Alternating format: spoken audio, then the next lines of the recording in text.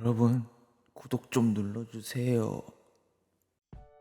반갑습니다 여러분, 제그입니다. 지난 영상에서 에임 자체와 연습 방법에 대해 자세하게 다뤄봤습니다. 그래서 오늘은 우리의 에임을 더 돋보이고 좋아지게 해줄 수 있는 내용으로 준비해봤습니다. 이번 영상에선 이해를 돕기 위해 저티어 유저와 고티어 유저의 생각 차이를 이용해 설명해보려고 합니다.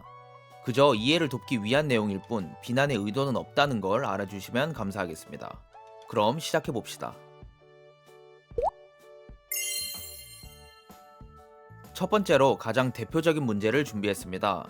우선 빗나간 에임에 대한 피드백이 대부분은 정확하지 못합니다. 예를 한번 들어보겠습니다. 화면 속의 오맨을 왜 이렇게까지 불안하게 잡았을까요? 아마 이렇게 물어보면 대부분이 정답을 말할 수 있을 겁니다.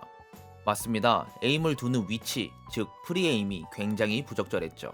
저렇게 에임을 두면 피킹하는 상대방을 절대 잡을 수 없습니다. 완벽하게 끌어치거나 따라가는 게 아니라면 말이죠. 영상에서는 운도 좋았습니다. 상대 오맨도 탄을 꽤 놓쳤고 피도 없었으니까요. 모두가 그렇단 건 아니지만 저 티어들은 방금 상황에서 죽고선 에임이 안 좋았다고 말합니다. 끌어친 에임도 맞지 않았고 따라가지도 못했으니까요. 또 조준선이 불안하고 깔끔해 보이지도 않습니다. 하지만 정답은 프리에임부터 잘못됐고 이것 때문에 에임이 흔들리게 된 거죠. 첫 번째 차이점이 바로 이겁니다. 저 티어들은 항상 기본기보단 조준선의 움직임, 즉 에임 기술에 더 집착합니다. 하지만 고 티어들은 기본기를 포함해 처음부터 천천히 생각하죠. 죽고 난 뒤에 잘 따라가지 못하고 흔들리는 조준선을 보고 저 티어들은 에임이 안 좋았다고 말하는 겁니다. 하지만 본인의 생각과는 다르게 이 영상처럼 프리에임이 잘못됐을 수도 혹은 헤드라인이 무너진 게 시작일 수도 있다는 거죠. 또 고티어들은 죽고 난 뒤에만 피드백하는 게 아닙니다. 본인이 피킹을 나가거나 상대의 진입을 대기하고 있을 때 항상 헤드라인과 프리에임을 어떻게 사용할지 생각하죠. 늘 생각한다기보다는 습관이라고 하는 게 맞지만 피킹을 나갔을 때 본인의 프리에임이 틀렸다면 좀 더 프리에임에 집중하기도 한다는 겁니다.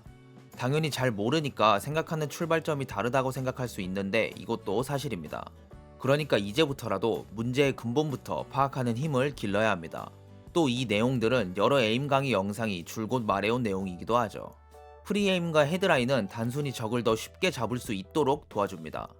이건 상대가 내 에임에 걸어 들어오도록 만드는 용도인 것도 맞지만 그렇지 않더라도 더 쉽고 빠르게 상대를 조준할 수 있도록 도와주죠. 이 기본기를 교정하지 못한다면 여러분이 하고 있는 연습들은 인게임에서는 큰 효과를 볼 수 없습니다. 코박스나 에임랩 혹은 인게임 사격장을 이용해 에임 자체를 연습했다면 데스매치나 신속 플레이 같은 실전 위주의 연습을 통해 헤드라인과 프리에임도 연습해주세요. 물론 모든 상황에서 기본기들을 완벽하게 적용하기란 쉽지 않습니다. 하지만 모든 상황에서 완벽하도록 노력하고 연습해야 발전할 수 있겠죠. 여러분이 모든 적을 끌어칠 수 있도록 매일마다 어려운 보스를 치고 있는 것처럼요. 생각을 좀 바꾸거나 이해만 한다면 쉽게 발전할 수 있습니다. 실제로 에임 교정의 가장 큰 요소가 방금 말했던 기본기니까요. 헤드라인과 프리에임에 관한 더 자세한 내용은 우측 상단의 영상을 확인해 주시면 감사하겠습니다. 두 번째 차이점은 교전 자체를 피드백할 때 발생하는 차이입니다. 저 티어는 오른손 하나만 생각하지만 고 티어는 오른손과 왼손을 포함해 생각합니다. 죽고 난 뒤에 내 오른손이 상대에게 미치지 못한 것만 생각하는 게 아니란 거죠. 내 왼손이 굳었거나 피킹이 느려서 죽었는지를 생각합니다. 무빙 템포가 꼬였거나 상대가 맞추기 편한 느낌이었는지도 되돌아보죠.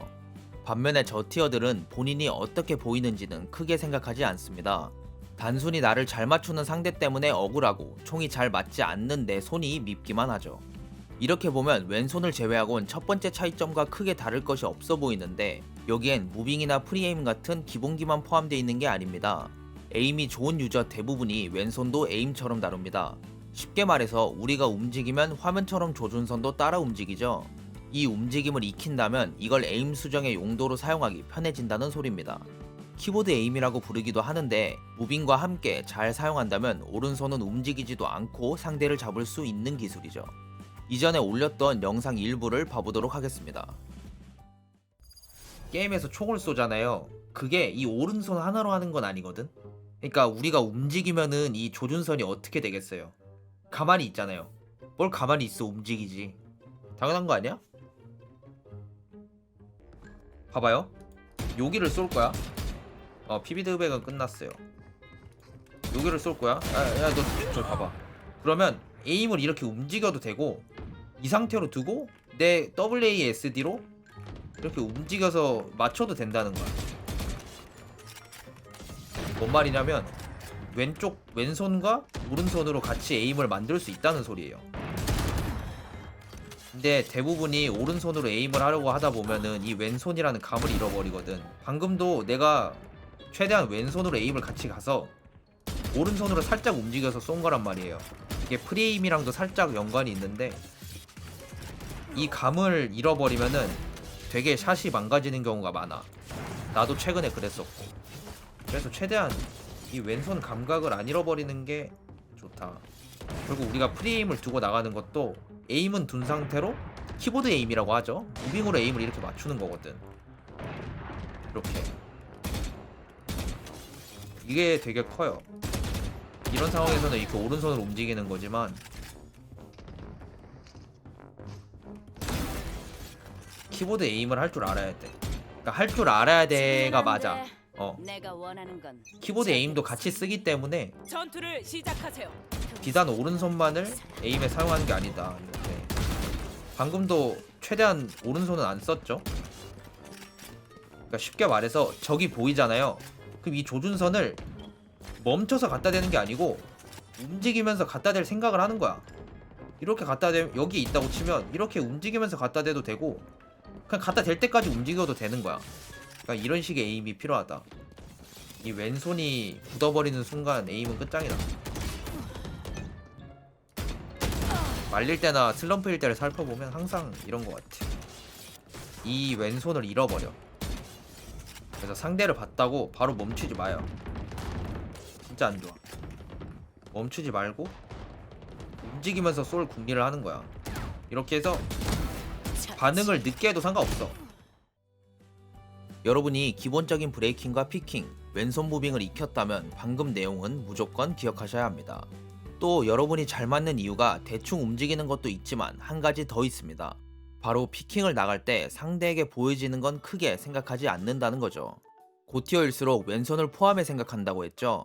죽은 뒤에 상대가 나를 얼마나 편하게 맞췄을지 되돌아보면 쉽게 알 수 있습니다. 이전에 영상을 통해서도 다뤘고 이젠 많이 알고 있는 내용이 있습니다. 피킹을 나갈 때 쉬프트를 누르지 않는 것과 같은 내용이죠.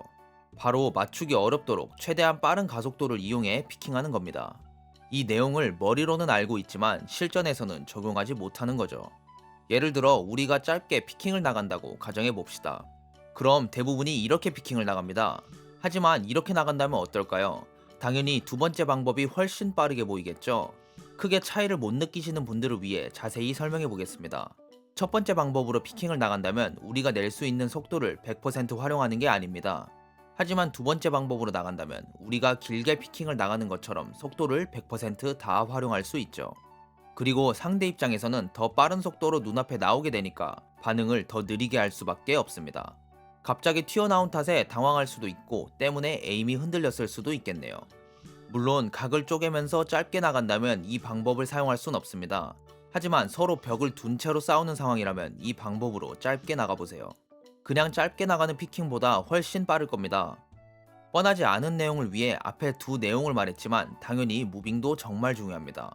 짧게 움직였거나 템포가 꼬여서 죽었는지도 생각해 봐야 되는 부분인 거죠. 하지만 정말 많이 하는 이 실수는 꼭 하지 말아야 되고 습관이라면 고쳐야 됩니다. 바로 처음으로 다뤘던 키보드 에임을 사용하지 않는 거죠. 여러분은 상대방을 보자마자 멈추고 조준선을 갖다 대는 게 아니라 조준선을 근접하게 갖다 댄 뒤에 멈추고 확실하게 쏘셔야 합니다. 그래야 상대방이 맞추기도 어렵고 본인의 에임도 깔끔해질 수 있으니까요. 마지막은 피지컬 자체에 대한 내용보단 마인드에 가까운 내용이긴 합니다. 하지만 발전을 위해서는 꼭 필요한 자세라고 생각해요. 바로 자신에게 부족한 부분이 있다는 것 자체를 인지하는 겁니다. 자기 객관화라고 설명할 수도 있겠네요. 실제로 자신의 피지컬과 뇌지컬 모두 좋지만 골드에서 벗어나지 못한다는 댓글이 있었습니다. 이런 마인드들은 대체로 자신보단 팀원에게서 문제를 찾을 확률이 높습니다. 오버워치부터 롤, 발로란트도 똑같습니다. 팀원 때문에 티어를 올리지 못하는 경우는 없다는 겁니다. 브론즈의 플레이를 보면 브론즈인 이유가 보이고 초월자의 플레이를 보면 초월자인 이유가 보인다는 거죠. 가장 처음은 우리에게 문제점이 존재한다는 걸 인정하는 겁니다. 그리고 찾기 위해 노력하거나 쉽게 보이는 문제라면 극복하기 위해 연습하는 거죠. 모든 저티어들이 그렇지는 않지만 저티어들만 하는 소리가 있습니다. 나는 잘하는데 팀원이 문제인 경우가 너무 많다고 말이죠. 그렇다면 반대로 질문해 보겠습니다. 상대팀에도 문제라고 불리는 사람이 단 한 번도 없었나요? 결국 팀원은 시간이 지날수록 50%에 근접하게 되고 자기 자신의 역량에 따라 승률이 오르거나 떨어지게 되는 거죠. 장난으로 게임은 재능이고 결국 팀원이라고 말하는 경우는 봤지만 진지하게 말하는 고티어들은 단언코 한 번도 본 적이 없습니다. 물론 본인은 잘했지만 팀 때문에 지는 경우가 있긴 하겠죠. 이런 상황에 감정적으로 말할 수는 있다는 겁니다. 하지만 반대인 경우도 당연히 있으니까 결국 자기 자신에게 달렸다는 걸 인정하는 거죠. 본인은 잘했지만 게임을 졌다면 팀원이라고 단정 짓지 말고 본인이 바꿀 수 있었던 게 있는지 돌아보는 겁니다. 예를 들어 내가 실수한 부분이 있었고 이것 때문에 라운드를 졌습니다. 그리곤 게임이 11대 13으로 졌다면 내가 실수한 부분이 크게 와닿을 수도 있겠죠. 이것처럼 자신의 실수를 인정하고 찾은 뒤에 극복하려고 노력하는 게 옳다는 겁니다. 이렇게 해줬는데 하나도 못 해주냐고 팀원만 탓하다가 게임이 끝나는 건 건강하지 않다는 거죠. 이런 점에서 고티어들은 항상 본인이 잘하려고 노력한다는 겁니다.